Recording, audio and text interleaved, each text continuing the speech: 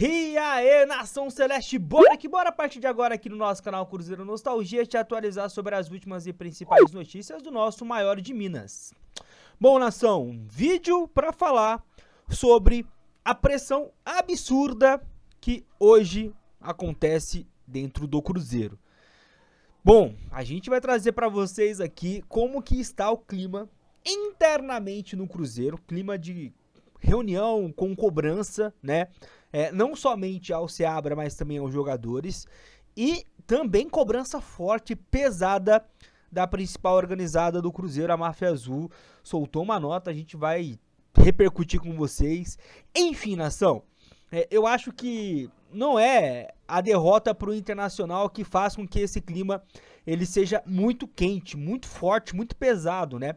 Principalmente aí contra o Seabra. Mas é a forma como o Cruzeiro perdeu.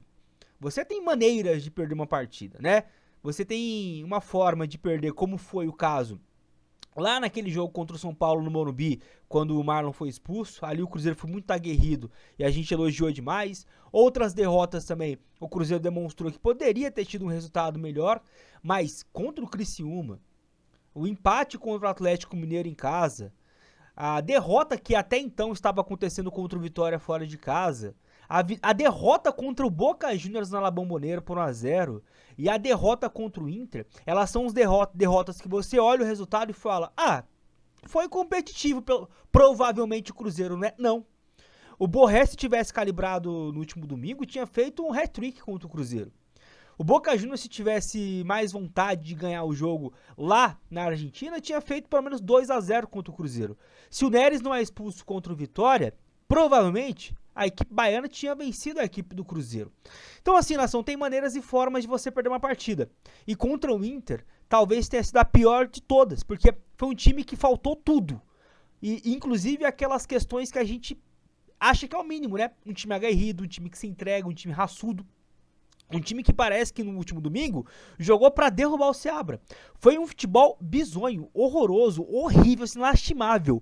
Uma das piores coisas que a gente pode ver nesse Campeonato Brasileiro de qualquer equipe. Então, as cobranças, elas realmente iriam acontecer, porque você olha o jogo e fala, meu Deus do céu, o que tá acontecendo? Enfim, vamos repercutir isso aqui. Antes de mais nada, já peço aquele likezão pra você, deixa o seu joinha, se inscreva, comente e também compartilhe o nosso conteúdo. Primeira coisa, nação, aproveitar que a gente está trazendo o primeiro vídeo desta terça, deixa eu repercutir com vocês aqui o número de sócios, né? Porque ontem eu trouxe 85.500 cravado, quase 300, tá? De ontem para hoje, menos de 24 horas, né? Do momento que eu estou gravando esse vídeo ao momento que eu gravei o vídeo, o primeiro vídeo de ontem. Temos um ritmo ainda interessante, né? Apesar dos pesares, apesar do último jogo, muito cruzeirense ainda vindo junto, apoiando, enfim.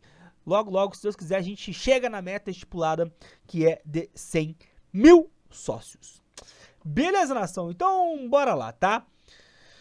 Tô aqui no perfil do Twitter do Conexão Sec, que repercute a informação que o Samuel Venâncio trouxe nessas últimas horas, tá?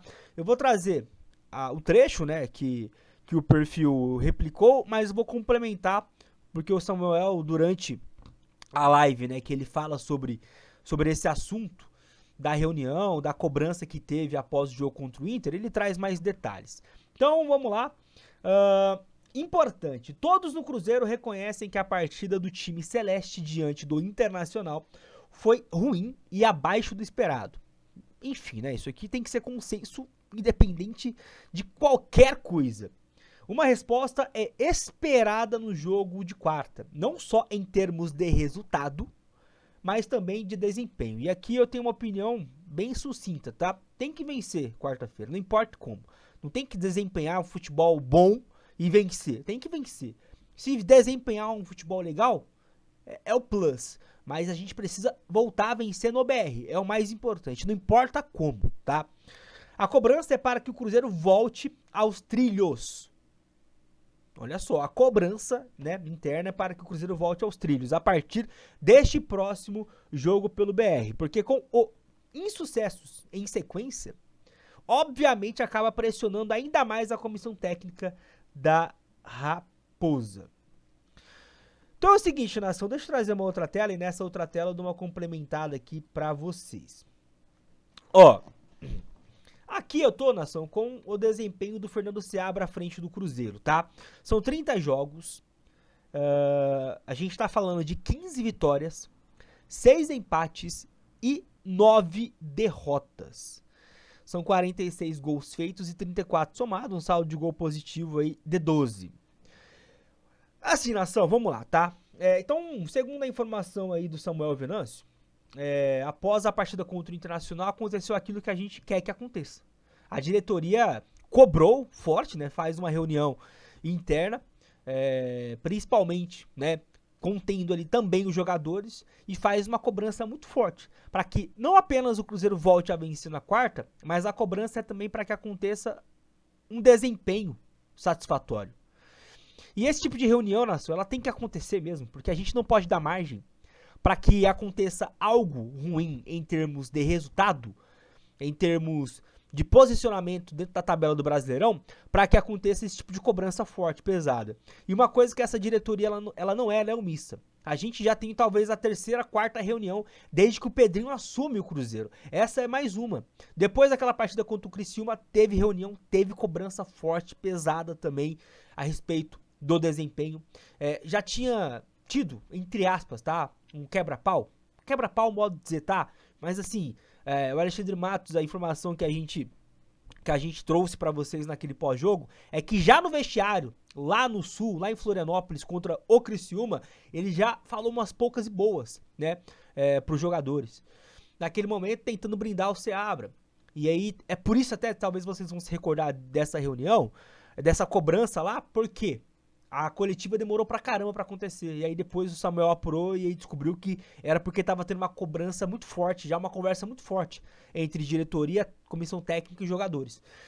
Então assim, não é a primeira vez, não é a segunda, terceira ou quarta que já acontece esse tipo de cobrança. E é importante, porque a vaca não pode ir pro brejo ou parecer que tá indo pro brejo pra você fazer esse tipo de coisa.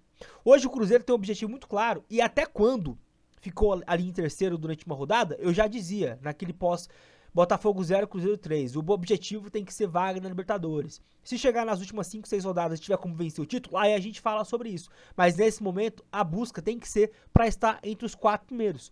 E o Cruzeiro está vendo essa busca se distanciar. E ainda mais, né? A distância pro 8º colocado tá dando uma diminuída. Tem uma margem muito boa? Tem ainda. Mas tá dando uma diminuída. O Vasco venceu ontem e já virou o 8º colocado. Ultrapassando as Frangas e o Atlético Paranaense. Então, voltar a vencer, e principalmente vencer esse jogo a menos, é você voltar a pontuar, você ficar tranquilo, né, dentro de um G6, porque o Cruzeiro aí, ele ultrapassa o Bahia, e aí vai pro G6, e fica muito próximo do 5º, do 4º, do 3º colocado, que tem que ser o objetivo do Cruzeiro, tem que ser o sarrafo que o Cruzeiro tem que buscar. Gente, o Cruzeiro investiu mais de 200 milhões de reais há 2 meses. Poxa vida, não é mais o elenco de 3 meses atrás, que inclusive desempenhava mais do que este que a gente tá vendo atualmente. E aí é porque piorou? Obviamente que não. Tem que ter uma assimilação melhor do Seabra diante de todo esse contexto. Então a cobrança realmente ela tem que existir. Não dá mais pra ficar perdurando esse tipo de coisa. Como não acontece, tá? A impressão que eu tenho, até pelas informações que a gente tem, é que a cobrança realmente ela é muito grande quando as coisas começam a ter uma sequência ali não boa.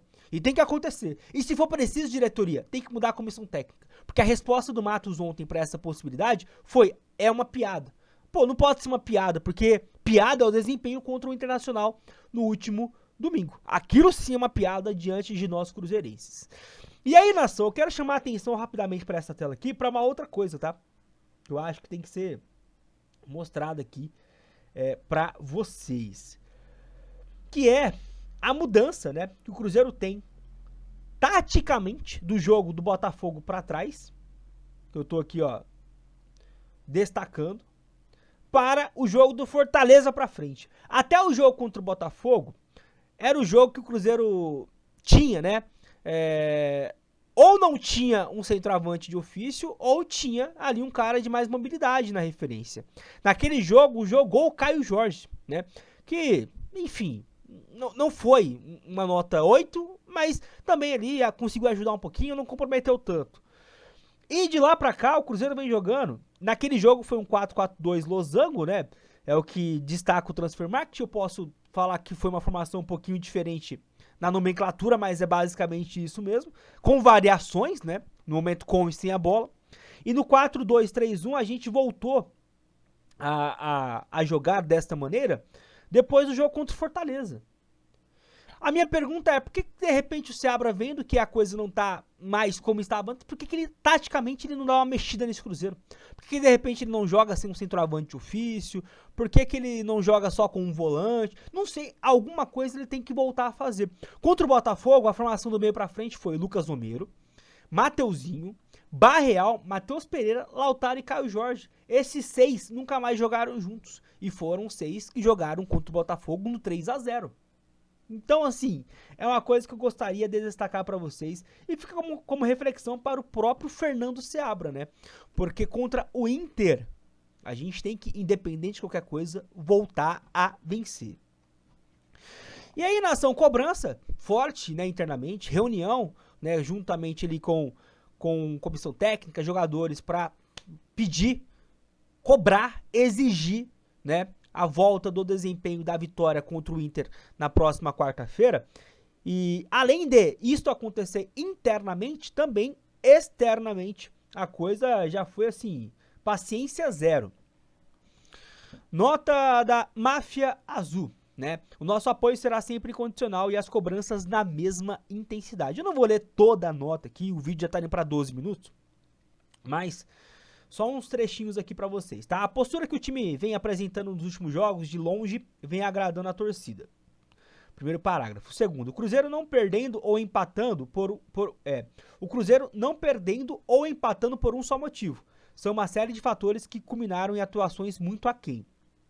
Postura errada, substituições erradas, jogadores abaixo, arbitragem ruim? Também, mas não dá pra colocar a culpa onde também todos são prejudicados. E vou ler o último parágrafo aqui, ó. O Cruzeiro tem sido um time sem organização tática. Aqui eu vou discordar da nota muito, porque a gente pode reclamar de qualquer coisa, né, do Fernando Seabra, mas o time do Cruzeiro sempre é organizado taticamente. Até mesmo nesse jogo horroroso, um dos piores de um time nesse Brasileirão, o Cruzeiro, organizado taticamente, ele era. Era um time covarde? Era um time covarde. Um time que não conseguia ter transição da defesa para o ataque? Era. Não conseguiu colocar seus atacantes no jogo? Não conseguiu. Mas, taticamente, era um time organizado. Isso é fato. Mas, ideia de jogo, não vimos contra o Inter. Pelo menos, se teve uma ideia, ela não foi aplicada, né? Então, o Cruzeiro tem sido um time sem organização tática, assim, sem criação. Isso aqui é fato, quando não tem o Matheus Pereira perde muito, sem poder de ação e reação. E se continuar com este desempenho, vai despencar na tabela. O Cruzeiro tem a pior pontuação dos 20 clubes no retorno. A diretoria tem que agir e buscar explicações agora. Enfim, eu não vou ler toda aqui a matéria, mas fiquem à vontade, tá, nação, para vocês aí lerem. Tá lá no perfil da Máfia Azul oficial e opinarem também. Fechado, nação? É isso, cara. Eu opinei, dei a minha visão aqui a respeito dessa situação e também trouxe essas informações que são importantes nesse momento tão delicado. Perguntinha pra vocês responderem, pra quem chegou até o final desse vídeo aqui. Hoje, lembrando que o Cruzeiro essa semana tem um jogo contra o Inter quarta, amanhã, e no domingo às 11 da manhã tem a partida contra o Atlético Goianiense. São 2 jogos em casa. Depois, são praticamente 15 dias sem jogo. Mas quando voltar a jogar, vai ser no dia 15 de setembro. Tudo indica, né, diretoria, no Mineirão, também vai ser mando do Cruzeiro e vai ser em casa, consequentemente. Então, assim, são 3 jogos seguidos em casa. Pensando nessa data FIFA, nesses questionamentos com o Seabra, hoje, terça-feira, antes do jogo contra o Inter, você demitiria o Seabra e buscaria um outro nome? E se falar que demite, já coloca o outro nome aí, porque demitir por demitir, nação, né? Não dá. Deixa a sua visão. Tá? Eu vou responder essa pergunta deixando muito de vocês bravos. Eu não demitiria. Porque não tem nome. É isso. Então, assim, se você falar que demite, só coloca quem? Porque, cara, eu não sei o que é pior. O Seabra com esse desempenho atual ou os nomes que estão disponíveis. É um pior que o outro. Isso é fato. Mas opine aí, tá? Quem você contrataria caso demitiria o Seabra, tá? E tenta me convencer que tem um nome legal aí pra gente poder demitir hoje o Fernando Seabra. Opinem, deixa o like, fiquem com Deus, nação, até a próxima. Eu fui e tchau!